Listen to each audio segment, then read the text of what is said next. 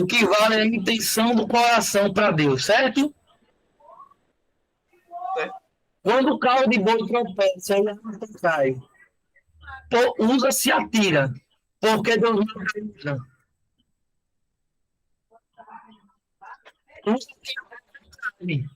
Usa tinha boa intenção, mas Deus mata ele. Por quê? Tá vendo que a gente trava? A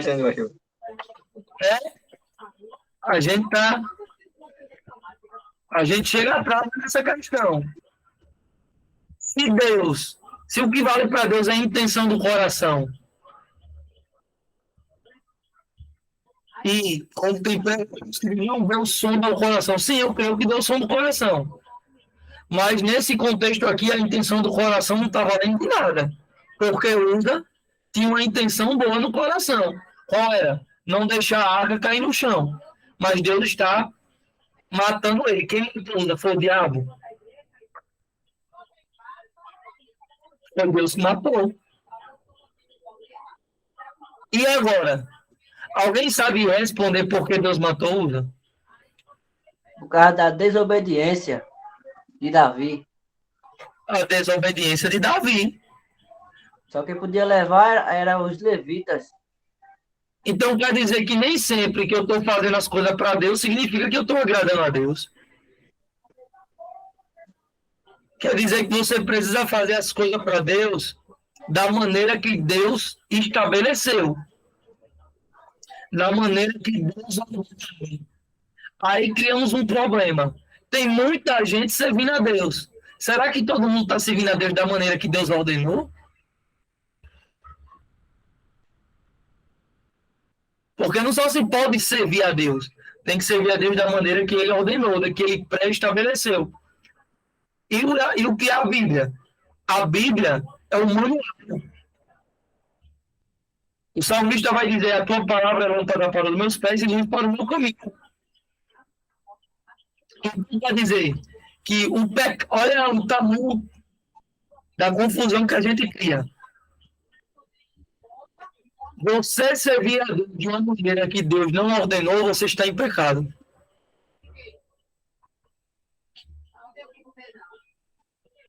Você não pode servir a Deus da tua maneira. Você não pode servir a Deus do jeito que você acha que é. Você tem que servir a Deus do jeito que Ele ordenou. E a Bíblia Sagrada é justamente isso. É para a igreja seguir a Ele. Acho que isso é um texto isolado, mas nós temos um texto também que fala sobre os filhos de Arão. E ele apresenta o Deus do fogo estranho. O que é fogo estranho? É oferecer um incenso não da maneira que Deus tinha ordenado, mas de outra maneira. Então quer dizer que sempre que a gente adorar a Deus, a gente tem que adorar a Deus da maneira como Deus mandou. Tem algumas igrejas, pessoal, que levam isso tão a sério, mas tão a sério, que elas só louvam os hinos dos salmos. Elas não louvam nem cristã. Eles chamam isso de salmodia exclusiva. Por quê? Porque os hinos de salmo estão na Bíblia.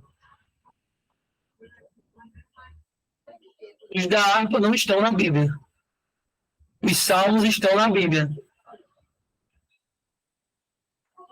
Aí tem algumas igrejas que levam isso ao pé da letra de tal maneira que eles só louvam os hinos dos salmos. Então, assim, agora, eu falo para responder a pergunta.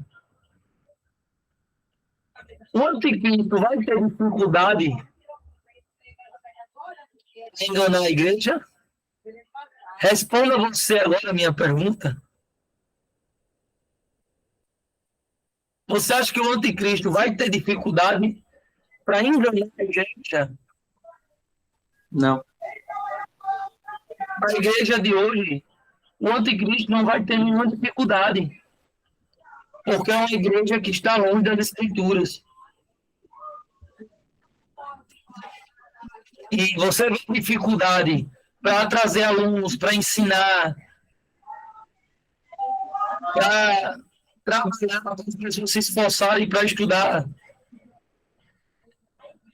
Então, para a gente concluir isso, eu até comecei a gravação ainda nesse ponto, porque de maneira que se o anticristo ele surgir hoje, ele vai ter dificuldade para enganar a igreja, porque a igreja é apóstata.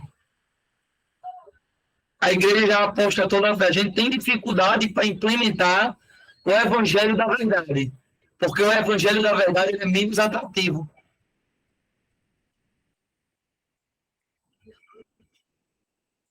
Então, assim, eu respondo sua pergunta. Amém? Mas vamos lá. O que eu sempre digo, pessoal, continuem na pegada de estudos, porque eu estava conversando, eu tive uma reunião com meus obreiros ontem, e eu estava dizendo que para o diácono Giovanni e para o evangelista Davi, que não sair de lá baseado no livro. Se você não gosta de ler Bíblia, fica impossível você seguir a Jesus. Porque tudo que a gente quer seguir a Jesus já está escrito na Bíblia. E o que as pessoas fazem? Elas querem implementar fatos não bíblicos, coisas não bíblicas, e muitas das vezes elas vão justificar como uma suposta revelação, porque Deus ensinou ela assim. E muitas das vezes segundo, porque elas não conhecem a Bíblia e não conhecem a história do cristianismo. Então, o que a gente faz? O evangelho, pessoal, como eu posso dizer, digamos que se a gente pudesse dar alguma média, a cada 100 cristãos, eu gostaria de dizer que 10 ou 5 estão alicerçados na palavra e na verdade. A grande maioria não está.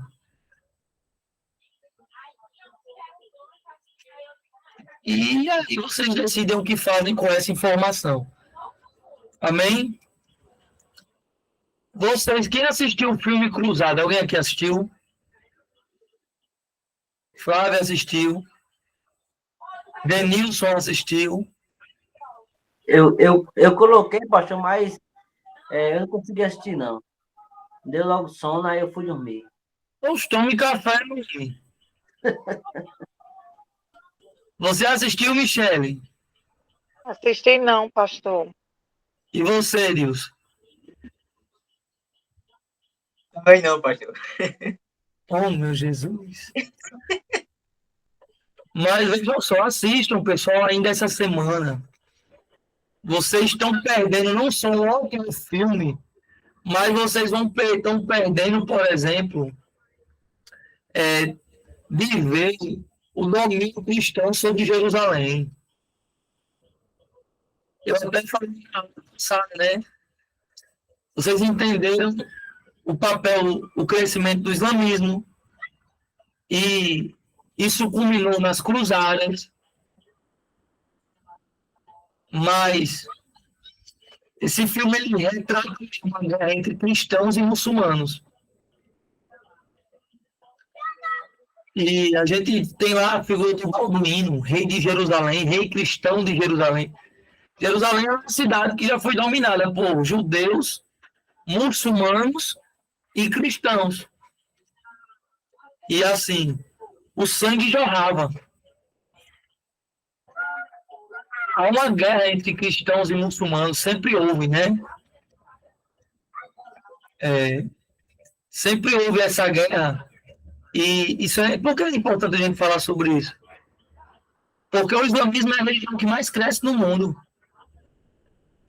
Você sabia que o islamismo, hoje ele cresce mais do que o cristianismo? Até o islamismo é a religião que mais cresce no mundo. Inclusive, ó, ali na Itácio Pessoa, tem uma mesquita islâmica, que era de um pastor, que ele foi presidente do campo das Assembleias de Deus, Ministério de Madureira. Pastor João de Deus. Ele era pastor presidente do campo. E Pai do Senhor Alex, boa noite. E Graças e paz para todos. a filha dele se casou, acho que com um sheik, para ser a terceira ou a segunda esposa de um sheik. Você sabe que o mundo árabe é um mundo muito rico, né? E esse pastor estuda no Betel brasileiro. Era pastor presidente de campo. O nome dele era João de Deus. Eu sei que daqui a pouco ele foi para lá, quando ele voltou convertido ao islamismo.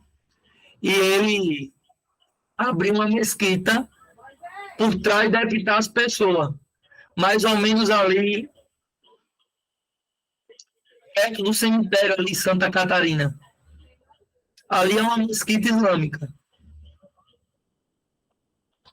E é interessante que o Islã, o muçulmano, ele estuda muito, tanto a Bíblia como o Corão. E ele já estuda a Bíblia para refutar. Tem alguns vídeos na internet que mostram o muçulmano ele refutando cristãos. E é interessante que os muçulmanos eles conhecem mais a Bíblia do que os próprios cristãos. Isso é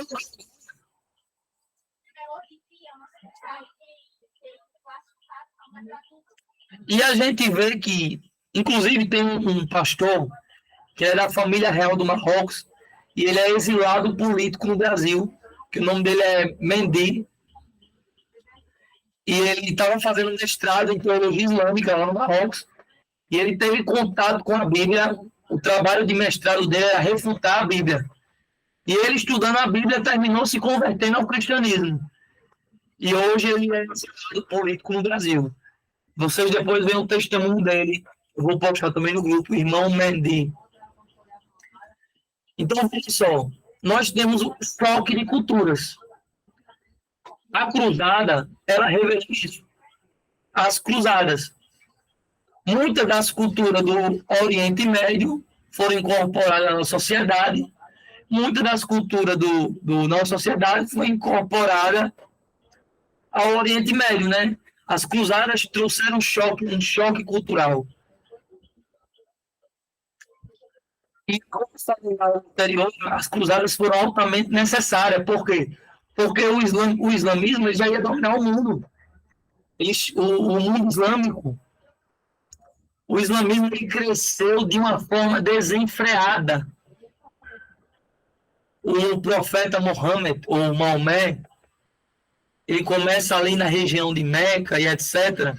Só que o islamismo ele cresce assustadoramente rápido. E a igreja cristã tinha problemas. Então, como eles guerrearam bastante, entrou um colapso. Eles chegaram ali na Europa. A Turquia, por exemplo, fica na Europa. A Turquia, você sabe que é um país islâmico. A por exemplo, está cheia de seitas, eu quero dizer assim, islâmicas, terroristas islâmicos. Você vê que muitos dos atentados acontecem na Europa.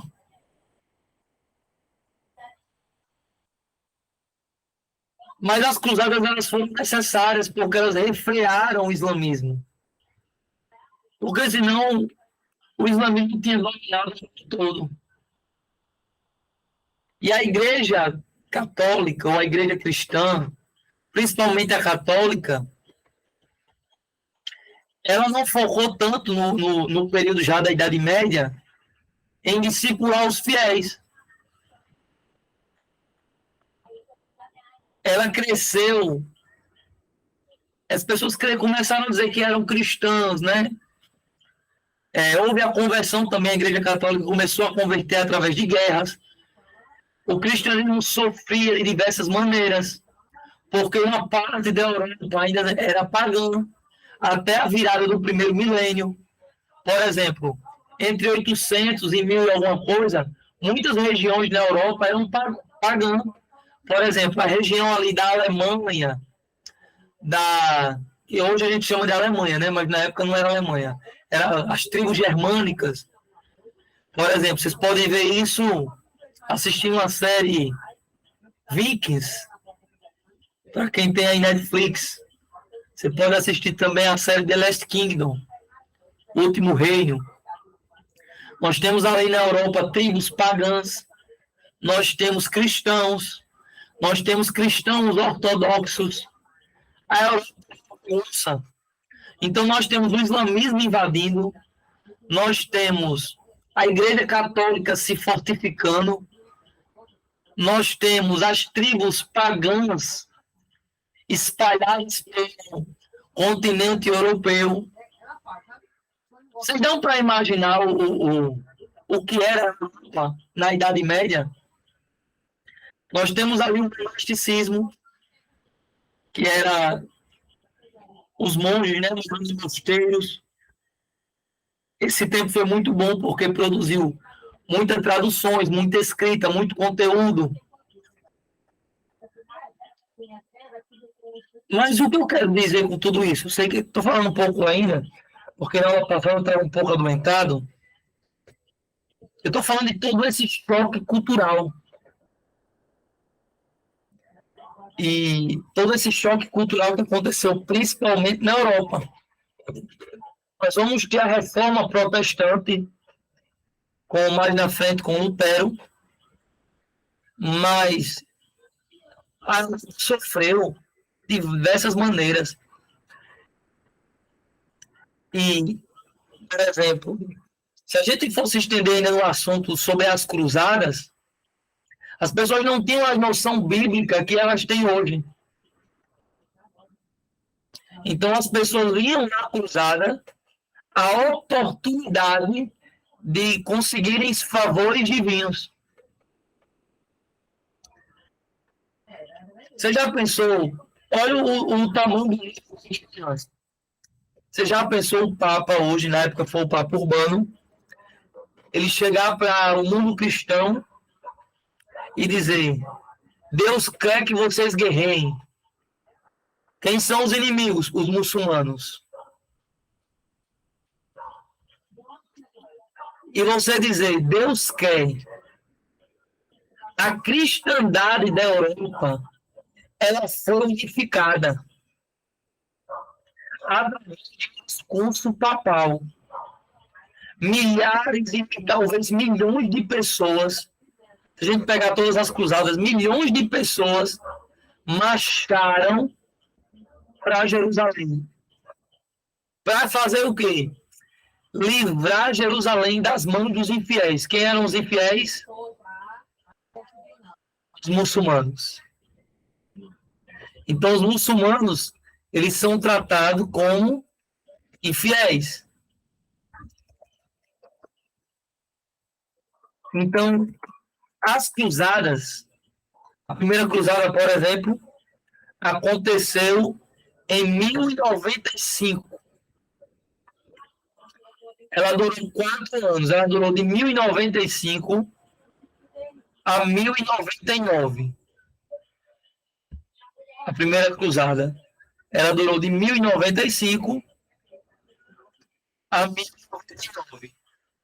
Então, milhares de cavaleiros, milhares de homens comuns, não era só gente, soldado não, viu, pessoal?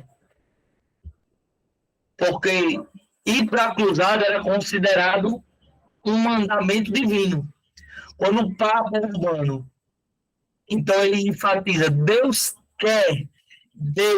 quer a Europa pegar fogo, não só os soldados, os cavaleiros, os homens de guerra ouviram, mas a gente, o povo da sociedade, o clero.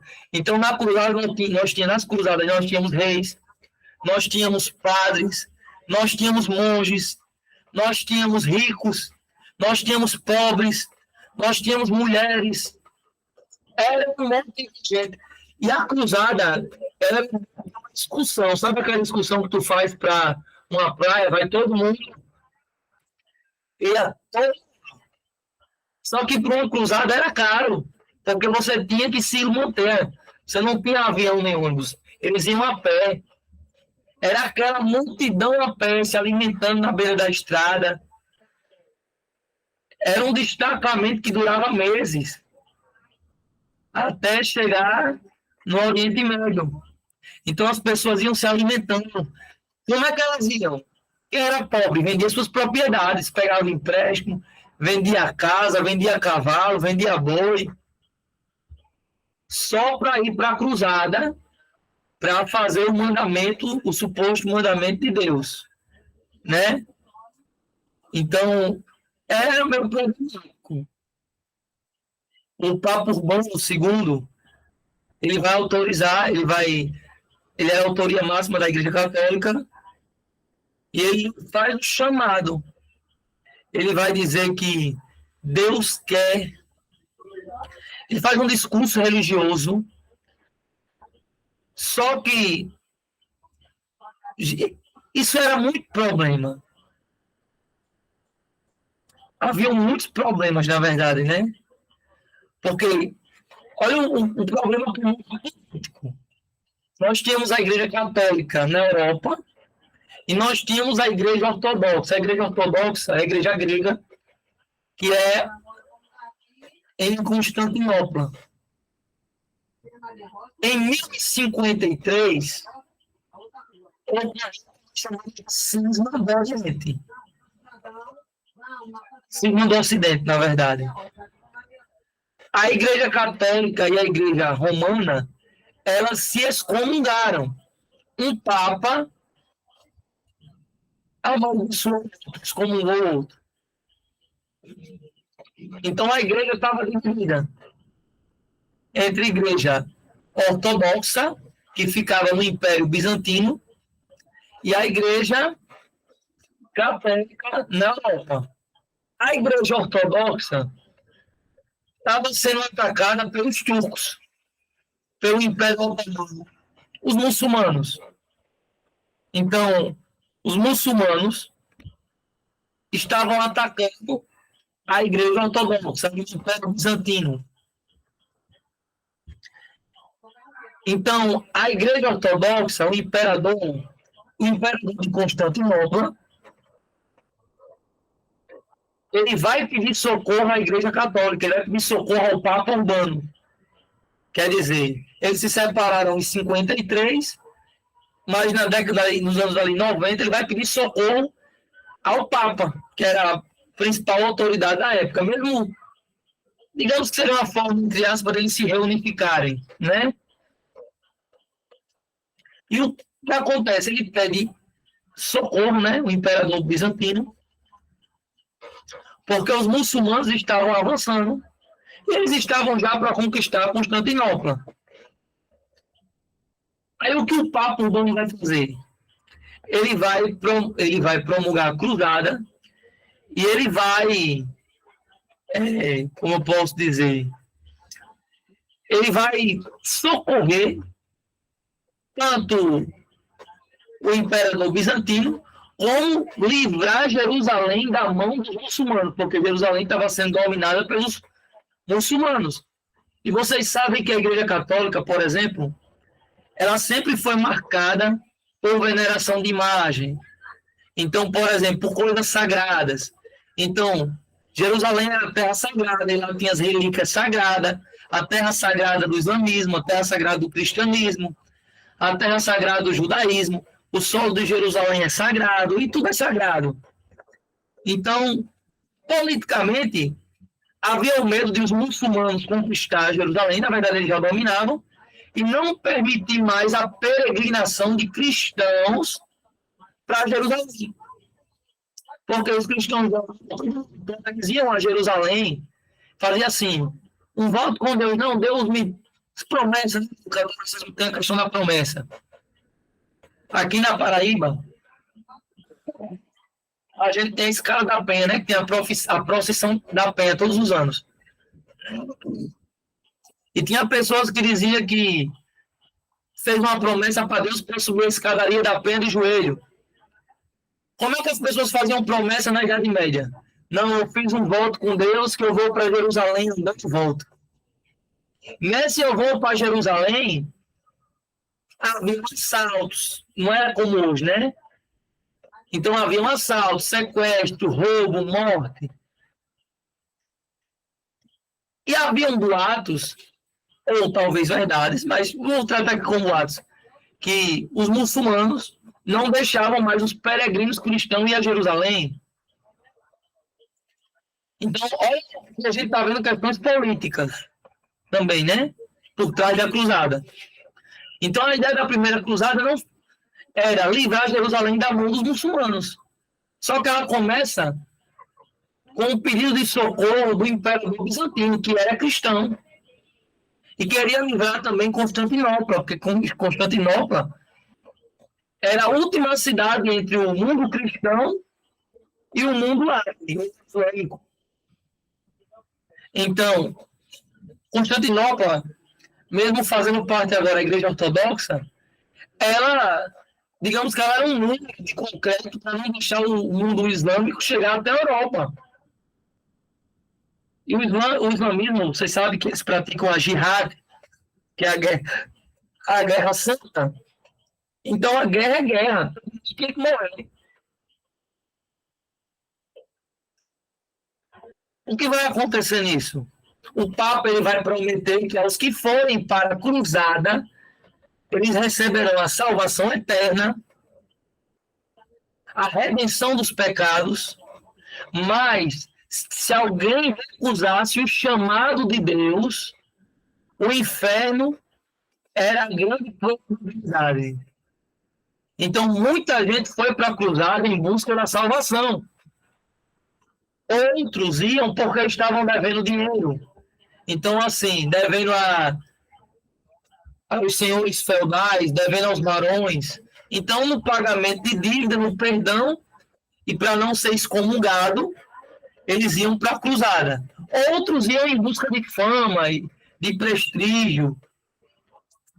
De uma forma, na primeira cruzada nós temos, entre cavaleiros, plebeus, homens, mulheres e até crianças, a gente não tem um número exato, mas acima de 150 mil pessoas marcharam para Jerusalém.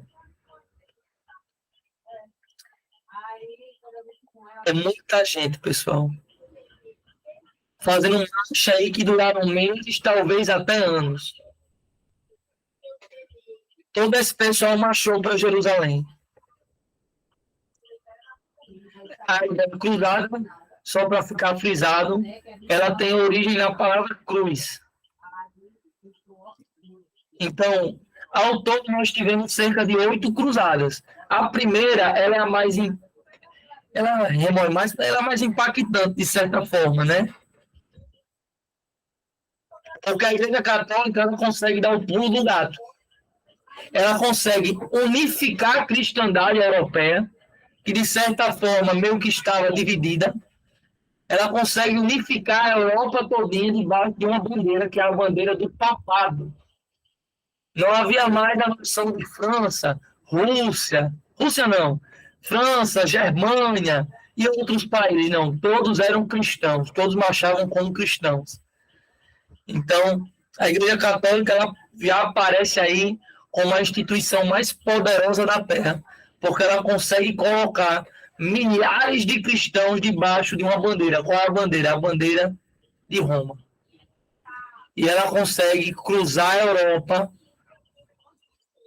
para poder lutar contra os muçulmanos. Então, esse é o contexto da primeira cruzada. O imperador bizantino ele se chamava Aleixo. Ele ainda vai oferecer ao exército cruzado, em troca da retomada das terras que estavam na mão dos muçulmanos, se essas terras fossem devolvidas ao Império Bizantino, ele vai oferecer dinheiro, ele vai ali acontecer troca de favores, porque o papel, pessoal, da Igreja Católica ele era muito político também. Então, nessa cruzada, eles vão marchar até Jerusalém e eles vão conquistar algumas cidades. Eles vão conquistar a cidade de Nicéia, eles vão conquistar a cidade de Edessa, e decorem essa Edessa, pessoal, não havia necessidade nem de ser conquistada, porque essa cidade de Edessa, ela era uma cidade cristã. Para você ver como é política. Alguns historiadores relatam que os cruzados invadiram Edessa e fizeram um banho de sangue em Edessa. Mas Edessa era uma cidade cristã. Era uma cidade cristã no Oriente Médio. Mesmo assim, o exército cruzado vai lá e mata todo mundo. Então não havia essa necessidade. E eles conquistam também Antioquia, sob o comando de Balduíno de Bolonha, em 1098.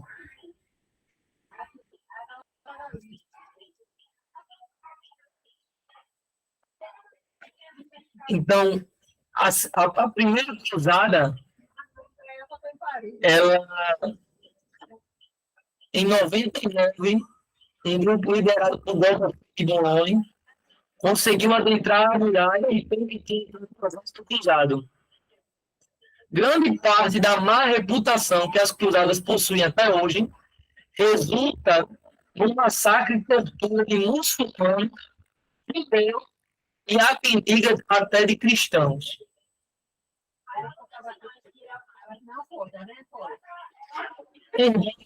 O Papa Urbano ele morre em 99, no ano de 1099, e ele mesmo termina não sabendo a respeito da grande vitória da cruzada.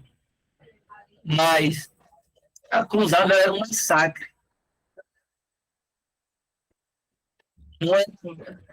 Era um banho de sangue em nome da fé, em nome de Jesus Cristo. A segunda cruzada ocorre em 1145 a 148, porque os muçulmanos, os turcos, eles começam a se reagruparem e o Papa Eugênio III, anotem esse nome, ele autoriza uma nova cruzada. E o grande líder da cruzada é um homem chamado Bernard de Clairvaux. Ele consegue 50 mil voluntários e esses exércitos são liderados por Luís VII da França, Conrado III da Alemanha, que inclusive eram rivais. Só que a segunda cruzada é um fracasso e eles sofrem derrota em Beriar em 1147 e um ano depois em Damasco, mais uma derrota do exército cruzado. Em 187 é instituída uma nova cruzada e ela vai durar até 1192. Só que do lado muçulmano havia um homem por nome de Saladino. E esse cara, ele é importante, por exemplo, no filme vocês vão ver a figura dele. Esse Saladino, ele era um curdo. Ele era sultão do Egito, se não me falha a memória. Ele vai unificar as tribos árabes, as tribos islâmicas, e ele vai ser o terror dos exércitos cruzados. Esse cara vai ser um dos algozes. Então, a França e a Inglaterra estavam lutando entre si, não estavam tão preocupadas contra a Terra Santa, com a Terra Santa, né? E em 1187, Saladino cercou e tomou Jerusalém do exército cristão. Entretanto, esse Saladino é considerado uma pessoa boa, até pelos próprios cristãos, e ele permite que os cristãos continuem vivendo, mas ele consegue expulsar o exército cruzado. Aí o Papa Gregório VII, adivinha qual é a decisão dele? Mais uma cruzada. E ele chama três figuras importantes, uma até mitológica, o rei da Inglaterra, Ricardo Coração de Leão, Filipe, rei da França, e Frederico Barbosa da Alemanha. Frederico, o problema é que, enquanto o exército está marchando para a cruzada, Frederico morre afogado, diz que ele vai tomar banho de rio, só que ele esquece de tirar a armadura. A armadura é pesada, afunda e termina morrendo afogado.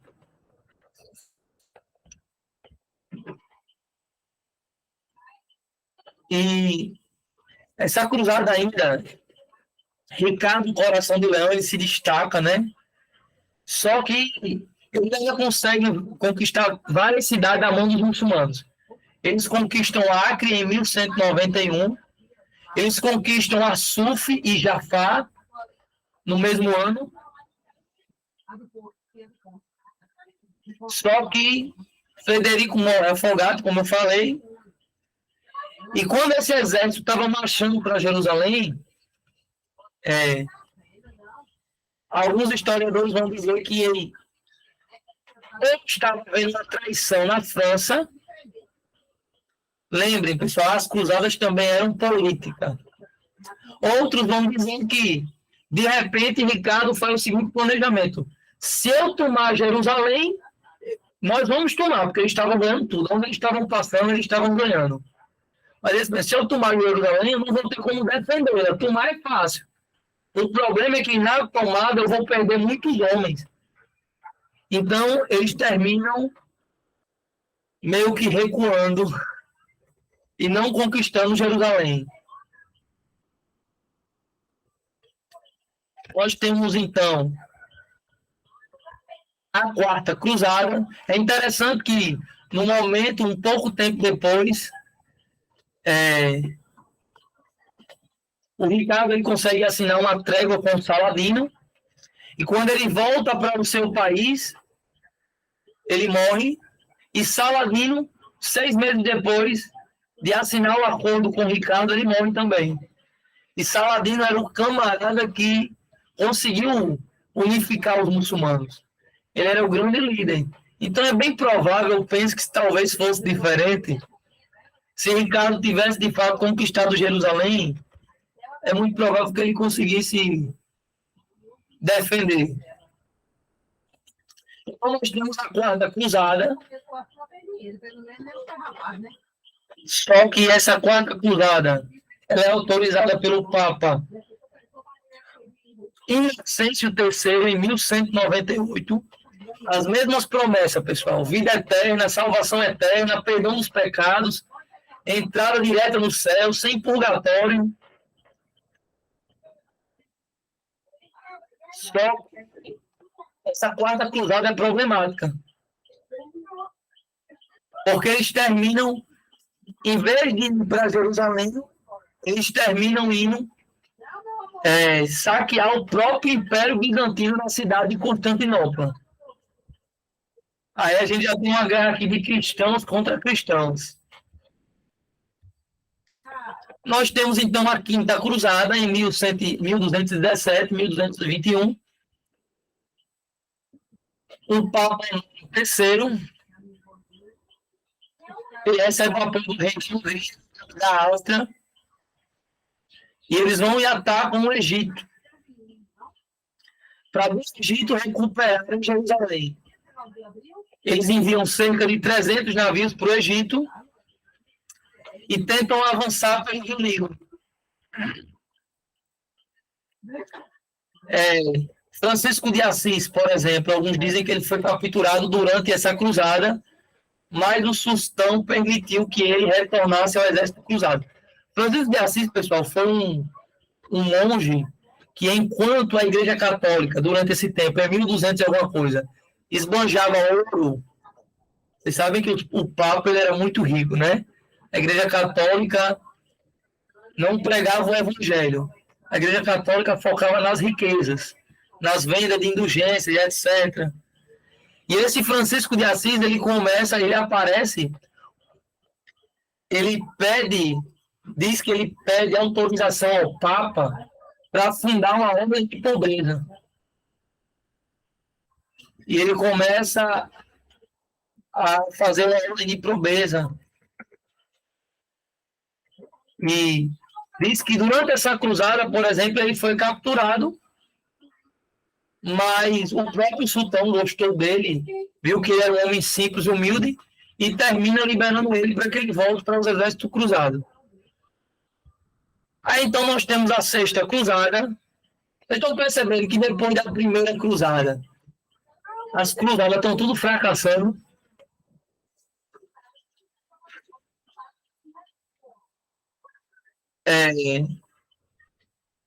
A sexta cruzada, ela consegue uma pequena vitória. Ela não tem origem no período do Papa, mas no Sacro Imperador Romano Frederico II. Ele havia sido excomungado pelo Papa IX por ter participado da Quinta Cruzada. Então, preste atenção.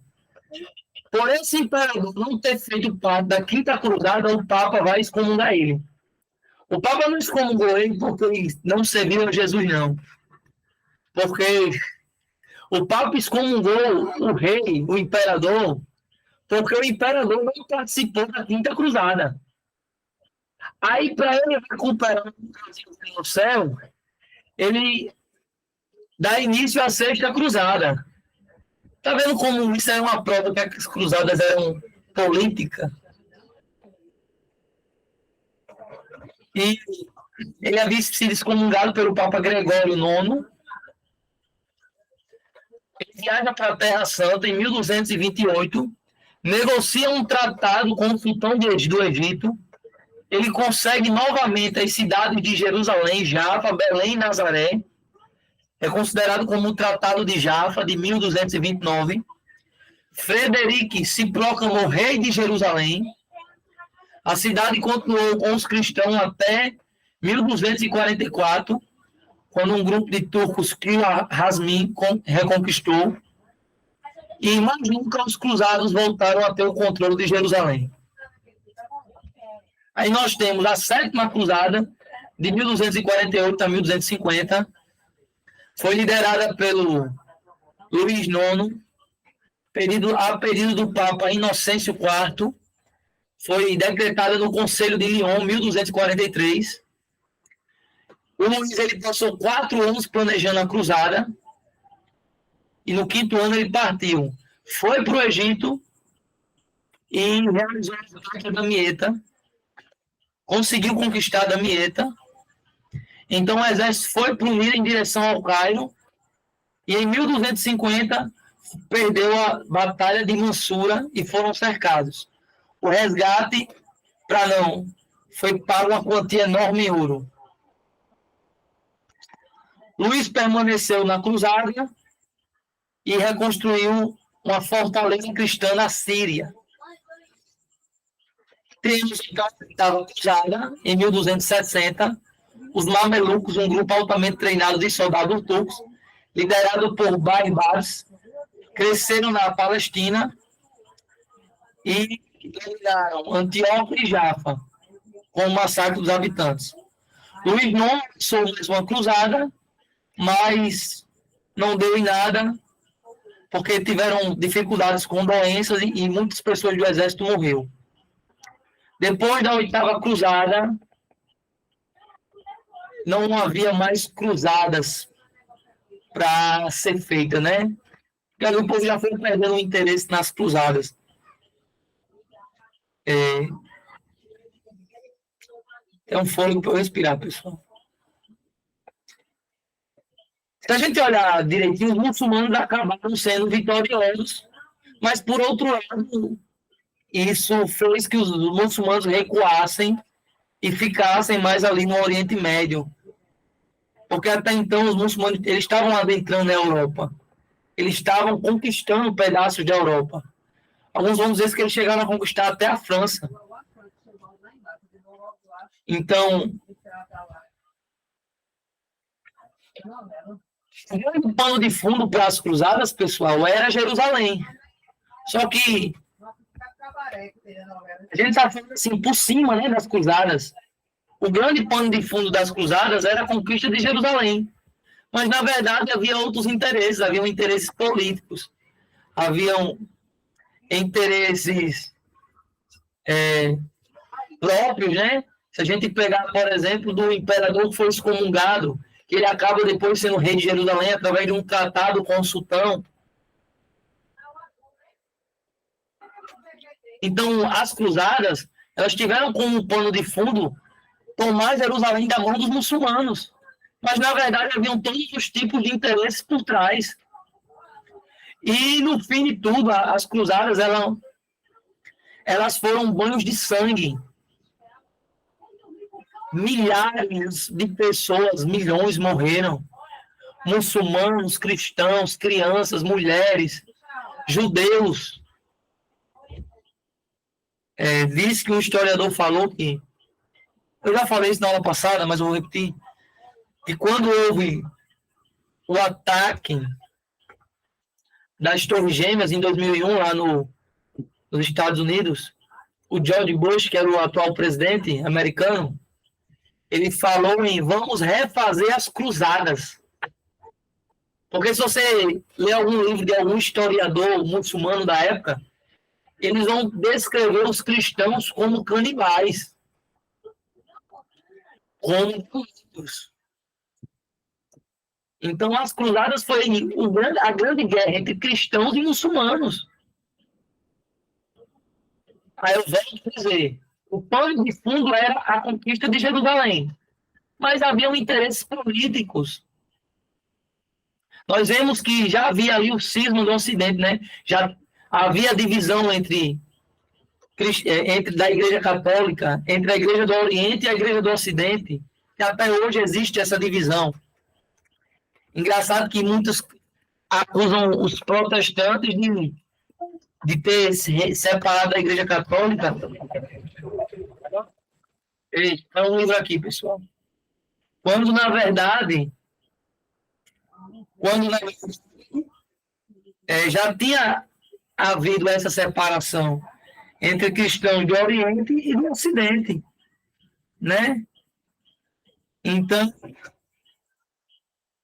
vocês estão entendendo que a religião também é usada como campo político? Por exemplo, se pegarmos o Concílio de Trento, próxima aula vamos falar sobre os concílios. Mas eu queria aqui falar sobre o Concílio de Trento, né? O Concílio de Trento é a Igreja Católica, depois do racha com o protestantismo, depois da saída de Lutero, a Igreja Católica adiciona mais 7 livros ao seu cânon. Até então, o cânon da Igreja Católica era o mesmo cânon que o nosso. Apenas no Concílio de Trento, a separação entre protestantismo e catolicismo, né? Eles acrescentam na Bíblia 7 livros, como Tobias, Macabeus, Judite, para haver uma diferença entre protestante e catolicismo, ou católico romano, né? Quer dizer, antes do Concílio de Trento não houve a adição desses livros. Então, quer dizer, isso é mais uma forma de política. Então, religião e política sempre andaram lado a lado. A Igreja Católica é uma instituição mais política do que religiosa. Há quem chame a Igreja Católica de Babilônia. A líder da adoração de ídolos. E se você ler Apocalipse, você vai ver que o poder da Babilônia é um poder espiritual, político e religioso. Nunca, para você ter noção, a Igreja Católica na Idade Média era tão forte que ela unificava toda a Europa, pessoal. Ela conseguia, como em algumas cruzadas, colocar reis que eram inimigos do mesmo lado. E se alguém não obedecesse, nem se algum rei não obedecesse à igreja, como o caso do imperador, que ele ordena a 7ª e a 8ª cruzada, a 6ª cruzada, como ele não participa da 5ª, ele é excomungado. Olha o tamanho da influência católica, da influência romana na cristandade da Europa, a ponto de colocar todos sobre a mesma bandeira. Então, colocava os inimigos do mesmo lado. Ninguém estava ali para servir a Jesus, estava todo mundo ali para andar debaixo da bandeira de Roma. Vocês estão compreendendo isso? Amém até aqui? Vamos abrir para as perguntas agora. Eu quero ouvir você, Alex.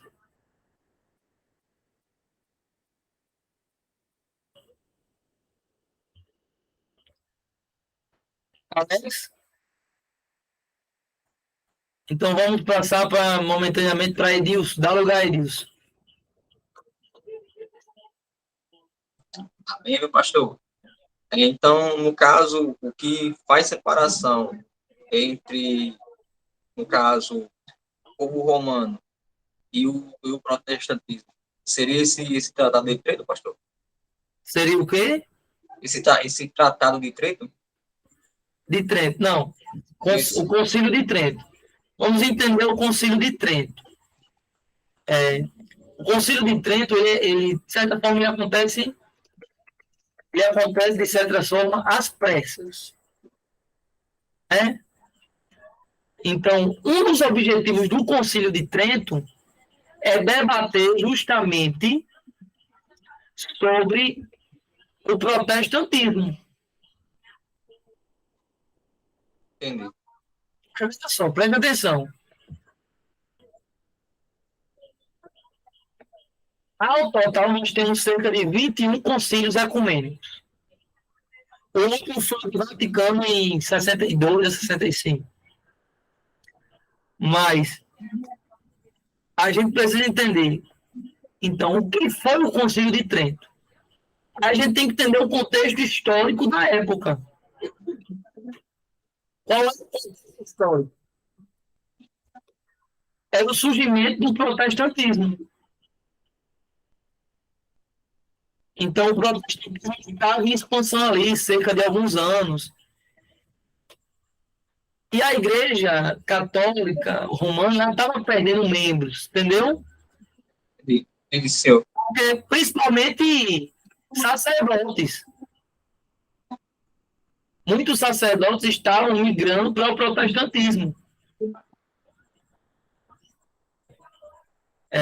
Lutero, quando surge ali, né, a reforma protestante nos dias de Lutero, ele começa a ganhar muita força.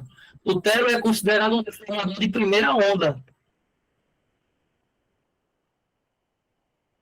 Lutero é considerado um reformador de primeira onda, né? Então, começa a haver conversões. Então, como se trataria os protestantes?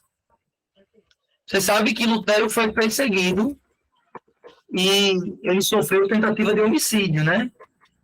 Ele precisou adotar outro nome. Ele viveu 2 anos com um nome, ele adotou outro nome, sabia que era Lutero. Foi dado, talvez, como morto. Mas, em prática, o Concílio de Trento, ele impõe um ritual, a missa romana, revoga as peculiaridades locais, institui um Index Librorum Prohibitorum, que é a lista de livros proibidos pela Igreja Católica, e adiciona, reafirma os dogmas da Igreja. Por quê? Porque os dogmas da Igreja estavam sendo questionados pela Reforma Protestante. Digamos que esse Concílio de Trento ele é uma espécie de defesa contra o protestantismo. E tentou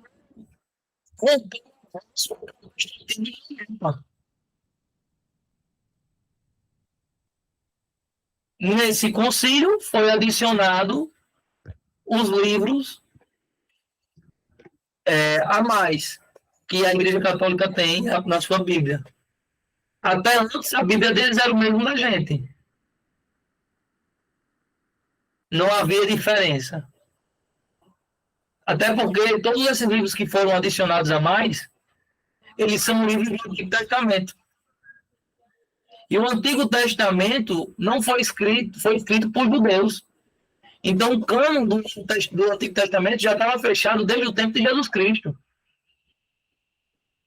O Novo Testamento católico e protestante é o mesmo, mas o Antigo é diferente.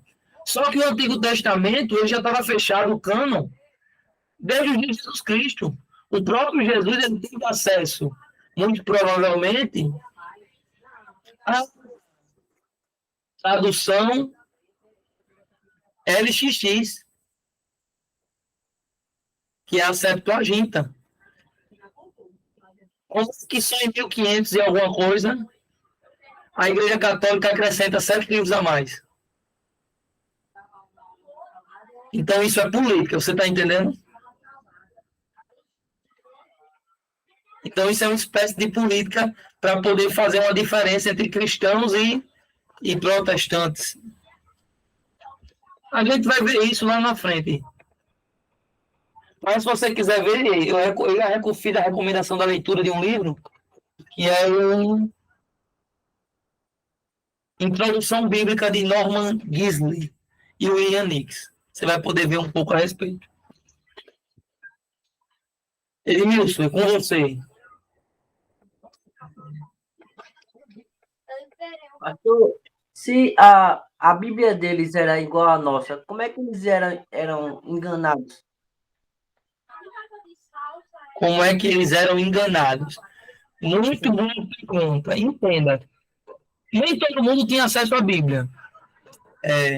Eu sei que vocês não valorizam a leitura, mas assim, hoje tem um livro, pessoal.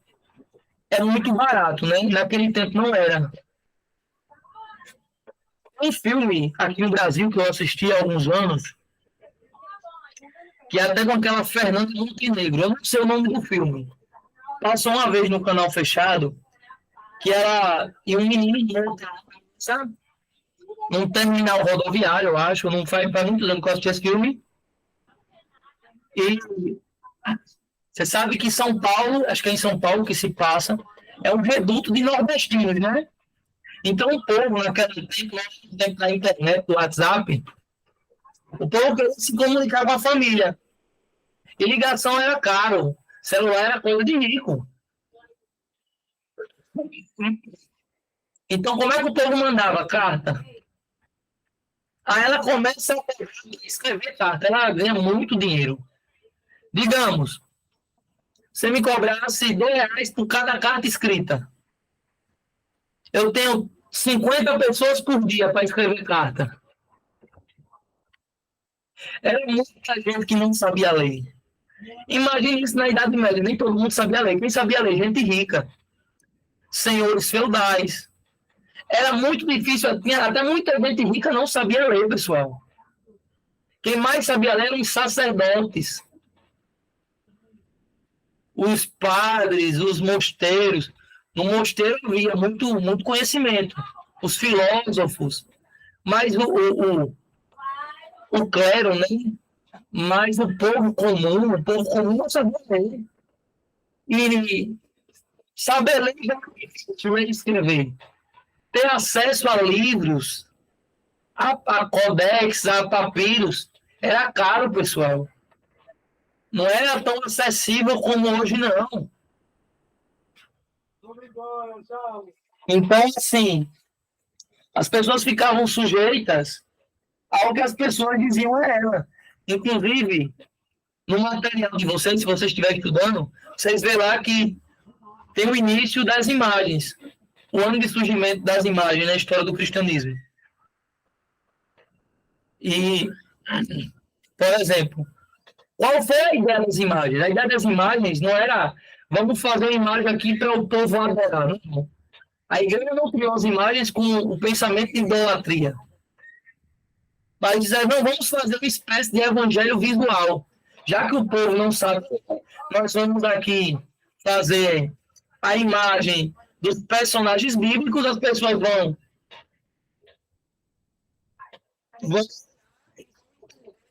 evangelho para quem não sabe ler, entendeu? Entre aspas, a ideia era até boa. Só que o problema é que as pessoas vão começar a venerar aquelas imagens e idolatrar elas. A Igreja Católica ela vai ter que fazer uma separação. Ela vai chamar de idolatria e latria. Ela vai dizer que existem dois tipos de adoração. É veneração e a outra é adoração. Então, elas veneram a imagem, que é o dúlia. E latria só a Deus. Claro que isso na prática não funciona. Mas como é que o povo não sabia? O povo era leigo. O povo não tinha acesso a conhecimento. E até tinha, mas não tinha cultura para ter acesso, pessoal. Vou dizer uma coisa para vocês aqui. Vocês estão tendo aqui a oportunidade de milhões. Eu sei que não se valoriza tanto, mas vocês aprendendo aqui estão tendo uma oportunidade que muitos talvez queriam e não tem, talvez muitos não tenham. Mas é basicamente assim que surge a...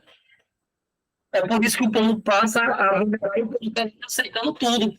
Porque já que o povo não tem conhecimento, tudo que a Igreja Católica impõe, as pessoas aceitam. Inclusive a questão da tradição, que eu falei na aula passada. Nós, como cristãos, nós aceitamos a tradição, mas nós não colocamos a tradição acima das Escrituras. A Igreja Católica ela coloca a tradição acima das Escrituras. Então, se a Escritura diz uma coisa e a tradição diz outras, a Igreja Católica diz que o que vale, a tradição vale, é mais forte do que o que diz a Escritura. Vocês entenderam isso? Alex? Deixa eu ver se Alex responde. Alex está me respondendo, não. Vamos falar. Pergunta, Alex. Não estou ouvindo. Você está com o microfone desativado. Ativa o microfone. Ah, tá. Eu tô aqui. Como eu tô no trabalho, tem hora que não dá para poder responder rapidinho, entendeu? Que eu tô atendendo alguém aqui, mas eu tô ouvindo aqui, tô conectado. Pronto. Claro, vamos você. Tem alguma pergunta, Alex? Não, eu ia perguntar sobre... Tá picotando um pouco. Tem alguma pergunta, Alex? Não. Por enquanto, não. Flávia, vai. Não, eu ia perguntar sobre esses livros, né? Os 7 livros a mais, mas você já respondeu. Certo. Deixa eu até citar o nome dos livros.